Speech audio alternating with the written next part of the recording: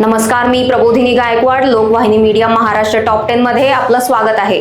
तर जाणून घेऊया महाराष्ट्राच्या काही महत्त्वाच्या घडामोडी. मुंबईत पाकिस्तान समर्थित आतंकी मॉड्यूल प्रकरणात दोन्ही आरोपींनी न्यायालयात आरोपी मुक्तीची याचिका दाखल केली.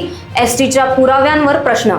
बीडमध्ये परली वैजनाथमध्ये व्यापाऱ्याचा हवाई गोळीबार, 2 रिकाम्या कारतुसांसह आरोपी फरार, परिसरात दहशत. नाशिक तपोवन जमीन साधुग्रामच्या नावाखाली उद्योगपतीला देण्याचा सरकारचा डाव, 1800 झाडांवरून राज ठाकरे यांचा गौप्यस्फोट.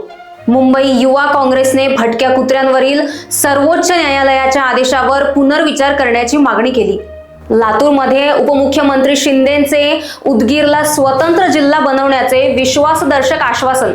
पोस्ट कायदा उल्लंघनावर अंतर्गत समिती न स्थापन करणाऱ्या कार्यालयांना 50,000चा दंड, आयुक्त नैना गुंडे यांचा इशारा.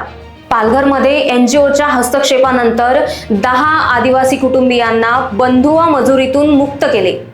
ठाण्यात पोलीस पतीसह 4 जणांना पत्नीला आत्महत्येस प्रवृत्त केल्याप्रकरणी अटक. पुण्यात अवैध आफ्रिकी माशांचा तब्बल 2.5 टन भंडार नष्ट, मत्स्य विभागाची कारवाई. ठाण्यातील टिटवाला येथे स्थानिक निवडणुकीच्या पूर्वी शिवसेना कार्यकर्त्याची गोळीबारीत हत्या. तर यासोबत बघत रहा लोकवाहिनी मीडिया. नमस्कार.